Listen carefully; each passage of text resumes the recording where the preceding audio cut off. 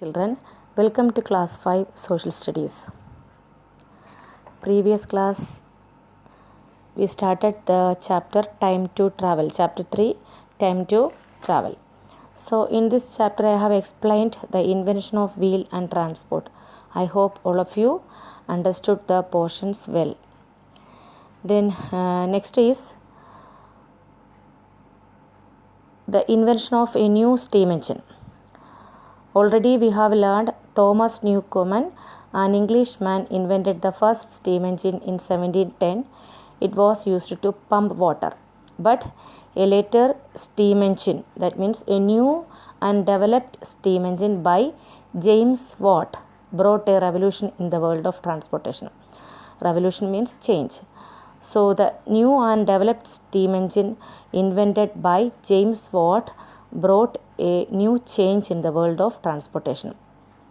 The engines used earlier were slow and could not carry much load.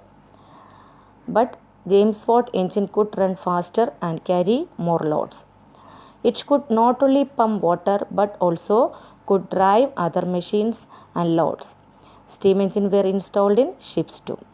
Okay, so already a steam engine was used. That is, the Thomas Newcomen invented a steam engine, but that was used only to pump water. But the new steam engine invented by James Watt could run faster and carry more loads, and it could not only pump water but also could drive other machines and loads. Then this steam engine were installed in the ships too. Then, over a period of time, more and more improvements were made to the steam engine invented by James Watt. They were faster and used different kinds of fuels like petrol, diesel, and electricity. These engines were used in a variety of vehicles which helped to travel faster on land, water, and in air. Okay, then the new undeveloped steam engine by James Watt in 1940. Then next we are going to learn various improvements in the means of transport have facilitated the transport system, trade and connectivity in the country and across the borders. So in this we will learn about the different modes of transport or the connectivity. That means the roadways, the railways and waterways that we are going to learn now. The first one is the land transport. Okay. Land transport, roadways. So before the use of engine driven vehicles, roads were neither metalled nor very wide or smooth. So the engine driven vehicles were introduced. Before that, the roads were not metalled and not wide and smooth. That is, unmetalled roads and not were there, and the roads were not wide and not smooth. The narrow roads were made of stone and mud that time. The movement of people and animal driven carts formed through rough path. That means the movement of the people and animals driven carts formed the path very rough. As the animals driven carts gave way to mechanical vehicles, a need was felt for better roads which were hard and smooth. So later the use of engine driven vehicles or the engine driven vehicles came into existence. Thus there arose a need of metalled, smooth, wide road. So most countries today have a network of metalled or pakka roads, good roads. In India, we do have a huge network of metal roads, but our villages still have unmetalled or kacha roads. So nowadays we know that most of the countries have network of metalled or pakka roads. In India also have a huge network of metal roads, but most of our villages still have unmetalled or kacha roads. The developed countries have a crisscross of flyovers and a large network of expressways, highways or freeways to connect all major cities. Next we are going to learn how are roads divided in major cities. Okay, how the roads are divided in major cities. Listen.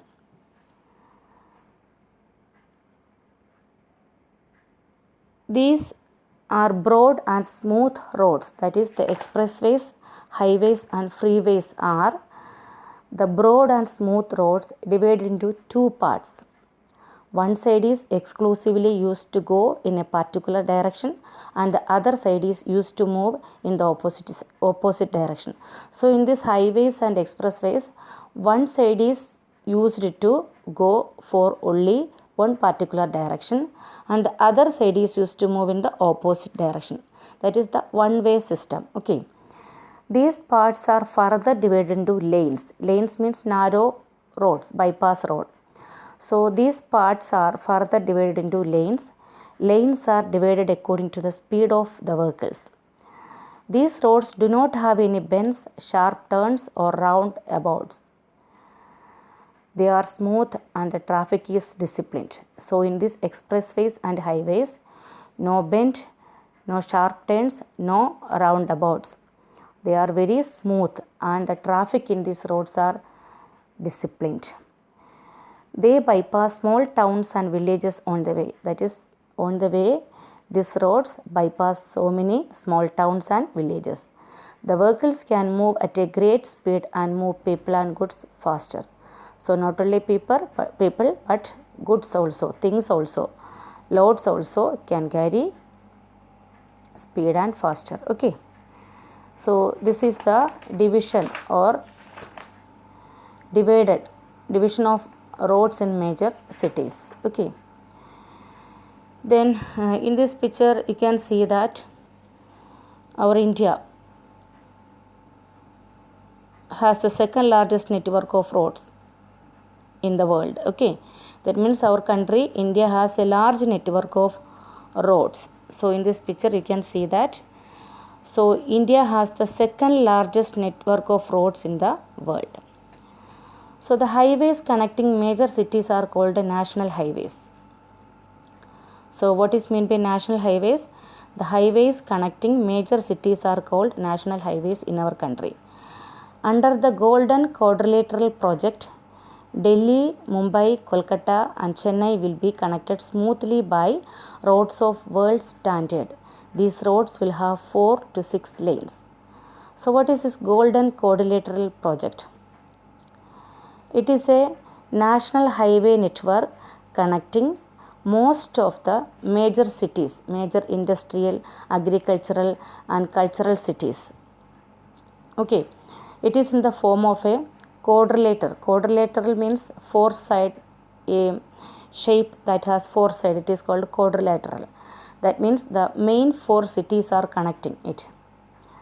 Delhi, Mumbai, Kolkata. Delhi in the north, Mumbai in the west, Kolkata in the east and Chennai in the south.